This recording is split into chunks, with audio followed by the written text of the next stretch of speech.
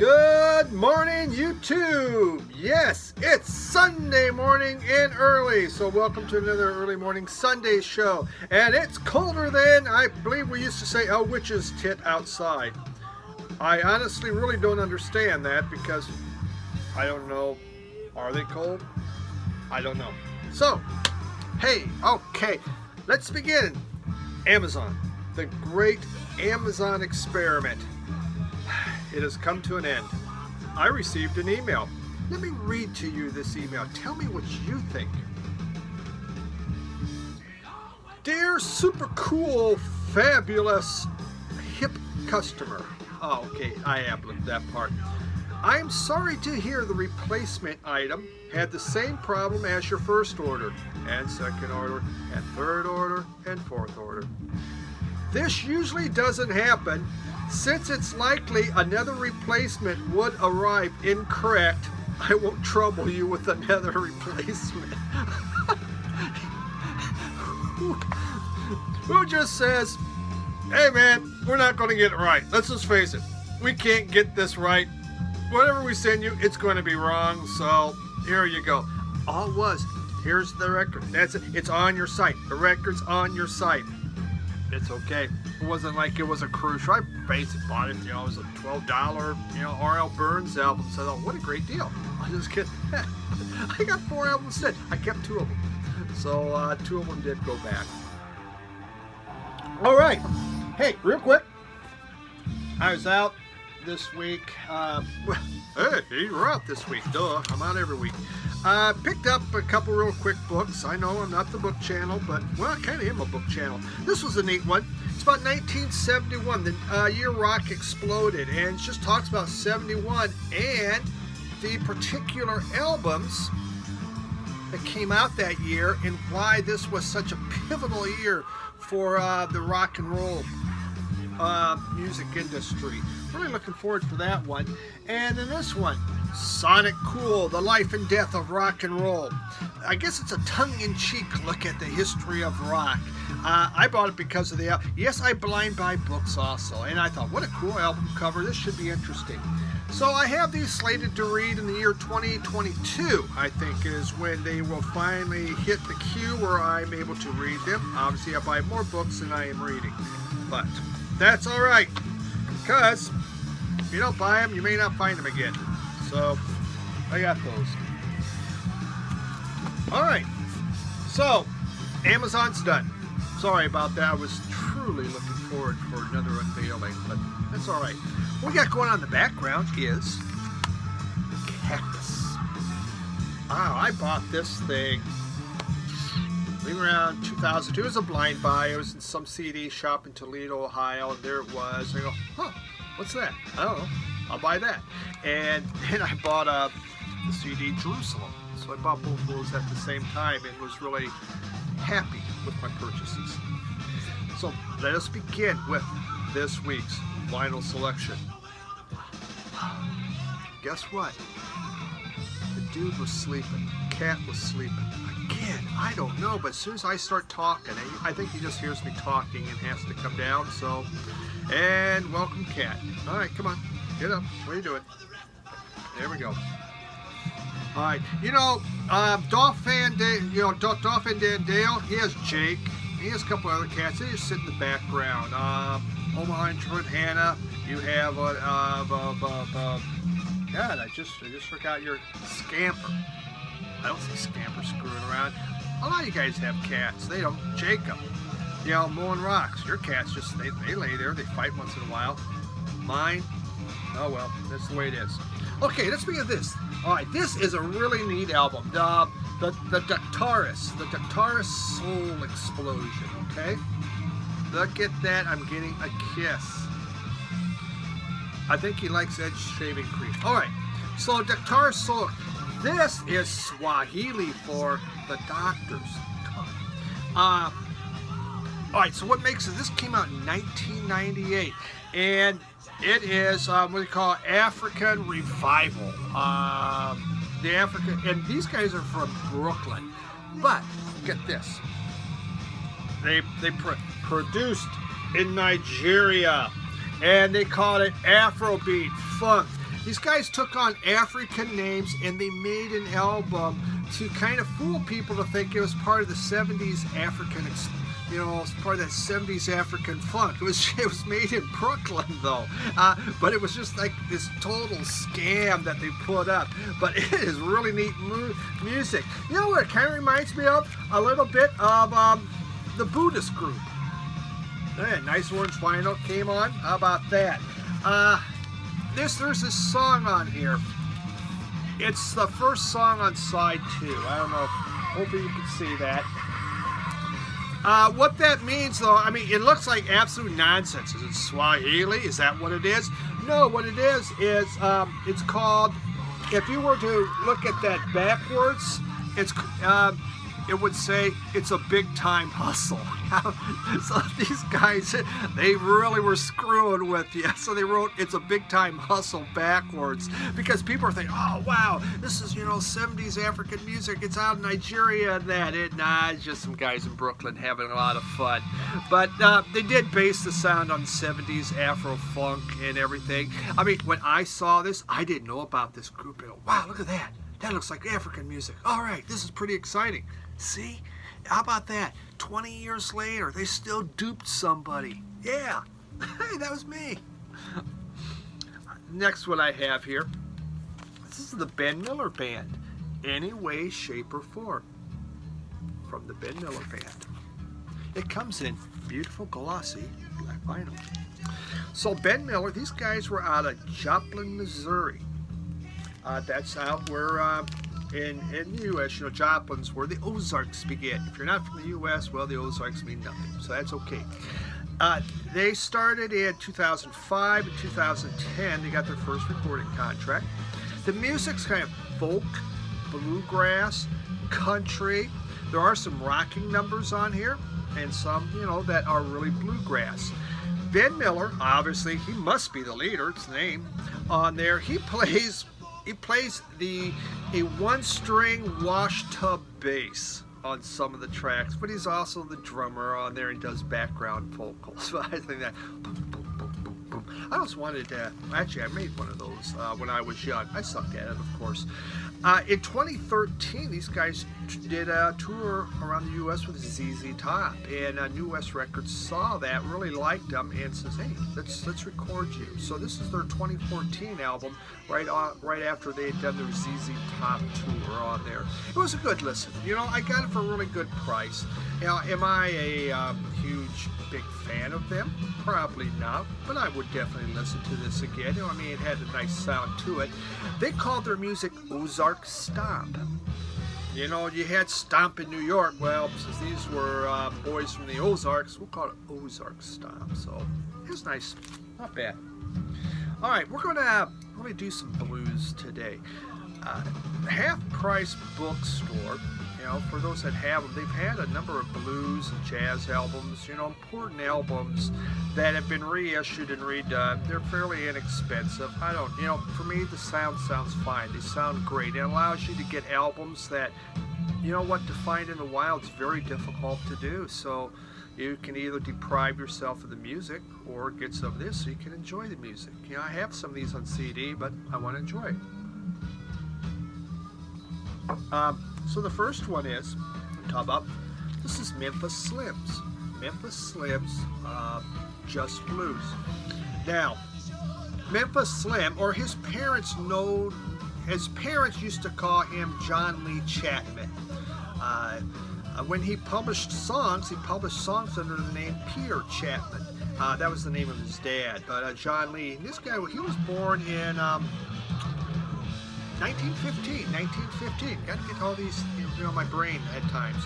And he passed away in 1988. So he had a good long life, and he was born in Memphis, Tennessee. And on there, people compare him to, if you're going to compare him to, they say he's singing similar to Jimmy Rogers, and his piano playing, he's a piano player, is similar to Roosevelt Sykes. This guy graduated from high school. You don't hear that from many blues players. Most of them, they left the farm. They didn't have much education. But Memphis Slim, or John Lee, he actually graduated, John Lynn, sorry, he actually graduated high school. But right after high school, he became a hobo. Yep, and he said, I learned a lot more being a hobo than I did in school. But, it was during the Depression, and being a hobo, he once told a reporter, when you're a hobo, there is no segregation. Everybody's equal. Everybody's the same, and there isn't no black, white. And that's what he liked about being a hobo. Well, in the 40s and that, he began playing. He played with a variety of different people. He always would say, I didn't join anybody's band. They joined me. He didn't like to think that he would be second string. But in 1947, this guy wrote songs. And in 1947, he wrote a song, and oh man, I'm trying to think of it. He called it, hold on. Nobody, I can't remember. The song became, though, in 1940, the song became Every Day I Have the Blues. That's the title that it was published on. Every Day I Have the Blues. I mean, that is a blues standard now. And it was done by Memphis Slim. Obviously Memphis Slim, because he was from Memphis, right?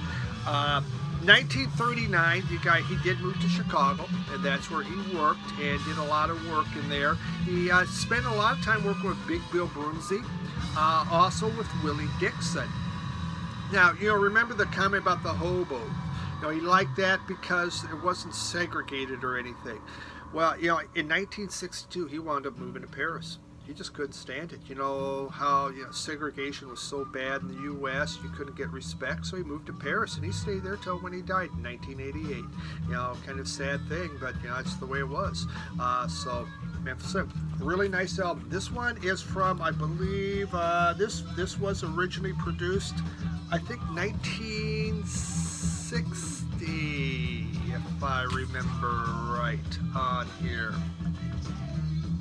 I think so. We're just going to say it's 60 or 61, okay? So, we have Memphis Slim, and then we have Sunnyland Slim. Yes, sirree, this is the tale of two Slims, okay? So, Sunnyland Slim.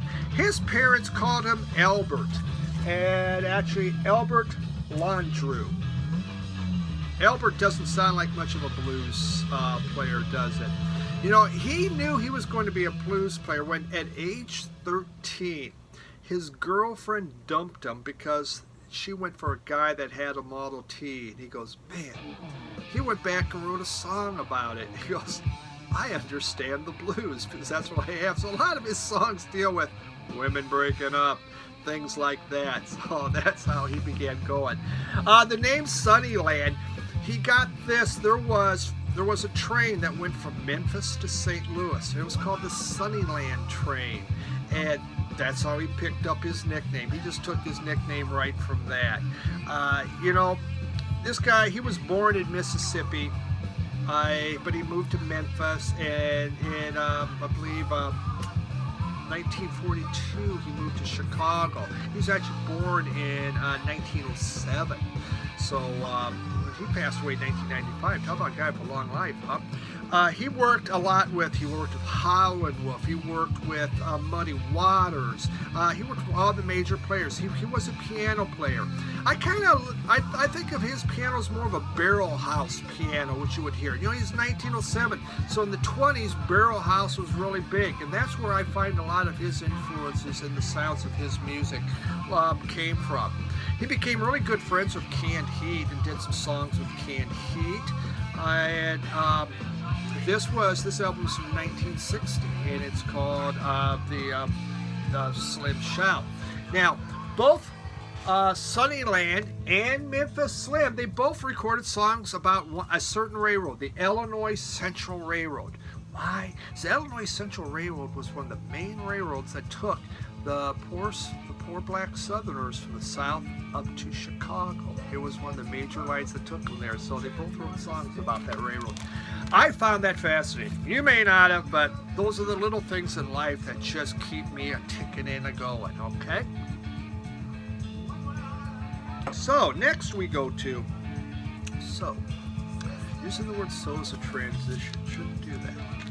I have Lightning Hopkins. Lightning Hopkins, original name. Mom and Dad said, hey, your name's Samuel. He eventually says, no, it's not. My name's Lightning. This guy was born in 1912. Passed away in 1982. He picked up his guitar playing. His number one influence was Blind Lemon Jefferson. So Blind Lemon Jefferson traveled the South. He was born in Texas, up in Centerville, Texas, but he spent most of his life living in the Houston area. In fact, he became the poet laureate of Houston. This album here, Mojo Hand, is from, 1961. 1961 is one of his most important albums. On here it has Mojo Hand, which is a really big one. Black Mirror Truck, Black Cadillac. See it on there. He got his name Lightning. In the 40s, he was working for a record company, and he was working for another guy. The other guy he was working with, the guy's name was Willie Smith. So the guy who owned the record station, he's going, we need to give these guys nickname. So he called Samuel Hopkins, I'm going to call you Lightning, and Willie Smith was called Thunder. So it was Lightning Hopkins, Thunder Smith, and that's how the name began. Always an interesting thing. So Mojo Hand, though, is one of his most famous records that he had out there. Later in life, again, he was big in Houston, but this guy was a gambler. He was a womanizer. People would come in to find Lightning Hopkins. I want to record with him. I want to do interviews with him. And he was hard to find, and you'd have to go up and down his neighborhood, and people say, well, I saw Lightning yesterday. The guy just drifted house to house, place to place, and just terrible to find. He wasn't really dependable or anything, but he'd give you the time of day. But man, he had a line of BS that he could give people. So fascinating character Lightning Hopkins is. Really important album. And the other one, this is a really important one too. I'm John Lee Hooker. Nice little reissue here. What makes this important is this was John Lee's Electric album, and I believe this one came out in 1959. This is when he plugged in. So on here you have Dimpos, you have the Mojo Blues, I'm So Excited, Boogie Chillin', I'm in the Mood.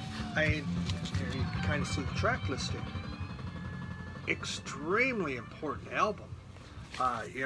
He plugged in and went. John Lee, he was born down in Clarksville, Mississippi, but he spent a lot of his life working in the auto industry, and I'm being chewed. Dude, why are you doing that, huh? In the auto industry in the Detroit area, and that's where he spent a lot of his time. So, great album. I'm not going to really talk a lot about John Lee because I think everybody knows who John Lee Hooker is. All right, next up, got a couple albums here from the same person. Got a couple Booker T's that I just picked up. Booker T and the MGs. Okay, I really like Booker T. They were the house. Booker T was part of the house band at Stax. Him, you had Donald Duck Dunn, you had Al Jackson, you had Steve Cropper. Guy, what? He likes Edge shaving cream. It must be the Edge shaving cream. He's a guy though. It's not like a chick, coming on to me. It's a guy. It's a guy cat. That's kind of creepy, isn't it? All right. So I'm trying to record. Here you go, buddy. Here you go, buddy. There you go. All right. Thank you. All right. So Booker T. In 1962, he's part of the Stax band, and he was only 17 years old. And they're doing a recording in there, and in between they're just kind of screwing around, and he's putting out a certain kind of groove. But his producer, actually the owner of Stax, heard this. This guy's name was Jim Stewart, and he really liked it. He says, man, we got to record this. So he asked the group, hey, let's put this down on wax, and so they did, and they wrote that on there, and I believe they called it Broken Yourself. It was called Broken Yourself was the name of it. Well, you got a side B, right? So Steve Cropper raises his hand and says, hey, listen, Booker T, man, he has this other riff that he's doing that's really good. So let's put that down. So they did that on the other side. Well, they gave this to a DJ because they wanted the DJ to play Broken Yourself. The other song didn't even have a name yet. The group, there wasn't even a group yet. I mean, there you go. So they gave it to a DJ in Memphis. He played what was on the other side 4 times in a row. He liked it so much. Boom, boom, boom, boom. Played it. Phones blew up. They loved it. What's the name of that? Well, it doesn't have a name. We need to get this thing a name. They called it the Green Onions. Yeah. How's that for coming around? No name. Got to call it something. Call it Green Onions. Booker T and the MGs was formed because of that. Neat little story. Cactus.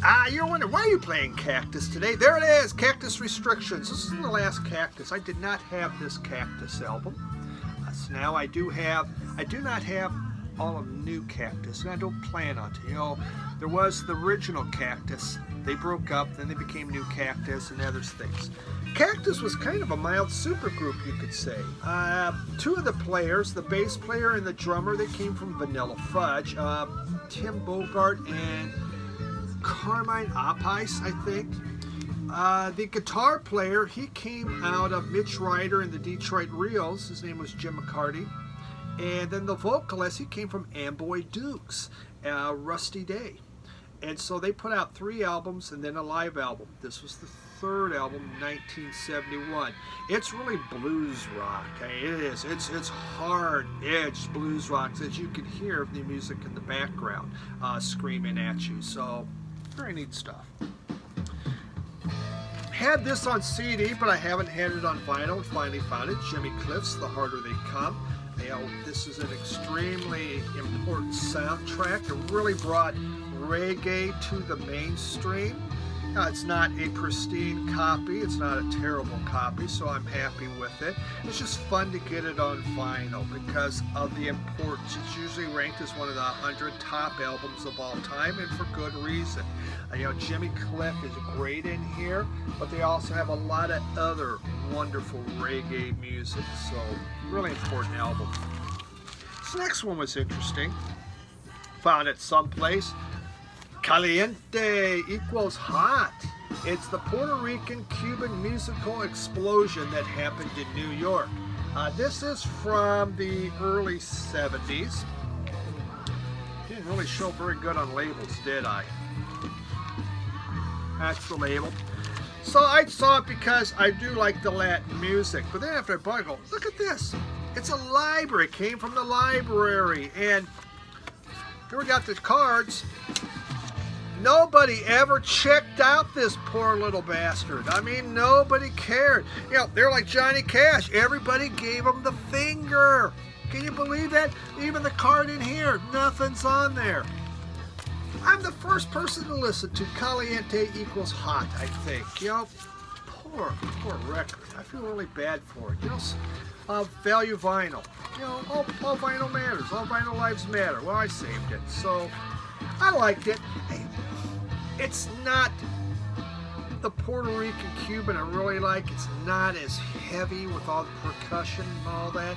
But it was, you know, it's from New York in the 70s. So, you know, historically it's very interesting on what was going on there. So, even though nobody would check it out from the library, I now own it. And if you would like to check it out, please come on by and I'll sign you up. Finally, helpful hint. All right, so this is for all of you that buy too much vinyl, a la me, and probably some of you others. So you have this, you go, oh man, oh, what's the spouse, what's my husband, what's my wife going to think? And when they see all this come in, they go, what? Why'd you buy so much? So I have a helpful tip, okay? When you do that, you go to the dollar bin, and you find something that you know your spouse is going to like. You want to spend $2, that's fine. I can usually do less than $1. My wife's pretty simple with this. So I picked up Barry Manilow's Even Now. That doesn't work with Cactus.